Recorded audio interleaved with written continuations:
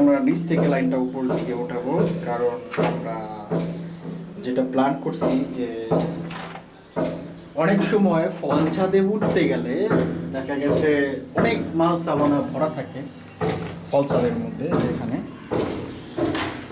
ফল ছাদে অনেক মাল থাকে, যার জন্য আমরা অনেক সময় বাথরুমের যে কল নষ্ট হলে যে ওয়াটার লাইনটা অফ করতে হয়, তো অফ করার জন্য আমরা চিন্তা ভাবনা করছি যে এটা সামনে নিয়ে আইসা পড়বো, যার জন্য ফ্লোর দিয়ে আনতে হলো লাইনটা। এই যে দেখেন, এটা টাইলস লাগানোর ঠিক আগ মুহূর্তে পেপটা লাগানো হবে। এটা আমরা এই মাটির নিচ দিয়ে নিচ্ছি। আমরা চাইলে এই পাশ দিয়ে উঠাতে পারতাম, এই পাশ দিয়ে উঠাতে পারতাম, চাইলে এই পাশ দিয়ে উঠাতে পারতাম। কজ আমরা এই পাশ দিয়ে লাইনটা উঠাই নাই, কারণ আমরা এই পাশ দিয়ে লাইনটা উঠাই নাই কারণ আমরা এটা তার হাতের নাগালে রাখছি। একটু পাইপটা একটু বেশি লাগে কাজটা করতে। যদি হাতের নাগালে রাখি জিনিসটা, তাহলে হবে কি যে আমাদের বাথরুমের ফল ছাদের ভিতরে বেশি একটা যাওয়া লাগবে না, বাইরে থেকে দাঁড়াই আমরা চাবিটা অফ করে দিতে পারবো। যার জন্য আমাদের এই প্ল্যানিংটা করা নতুন করে। তবে যারা ভিউয়ার্স আছেন, অবশ্যই আমাদের এই প্ল্যানটা যদি ভালো লাগে তারা আপনারা আমাদের মতো করে করতে পারেন, কারণ এটাতে সুবিধা হচ্ছে গিয়ে ফল ছাদের ভিতরে ঢোকা লাগে না। ফল ছাদের ভিতরে ঢুকতে গেলে অনেক সময় অনেক অসুবিধা হয়। অনেক বাড়ি যারা ভাড়া নেয় বা আমাদের নিজের বাসা বাড়িতে অনেক সময় অনেক মালপত্র থাকে, যার জন্য আমরা অনেক সময় মালপত্র নামিয়ে বন্ধ করতে হয়।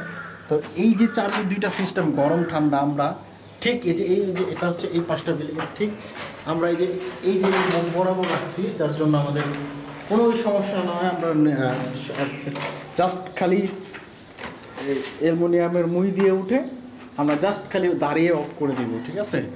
তো এটা একটা নতুন প্ল্যানিং। আমাদের প্ল্যানিংটা যদি ভালো লাগে তাহলে অবশ্যই আমাদের চ্যানেলটা সাবস্ক্রাইব করবেন। আরও নতুন নতুন ভিডিও দেখার জন্য আমাদের চ্যানেলটা সাবস্ক্রাইব করতে পারেন।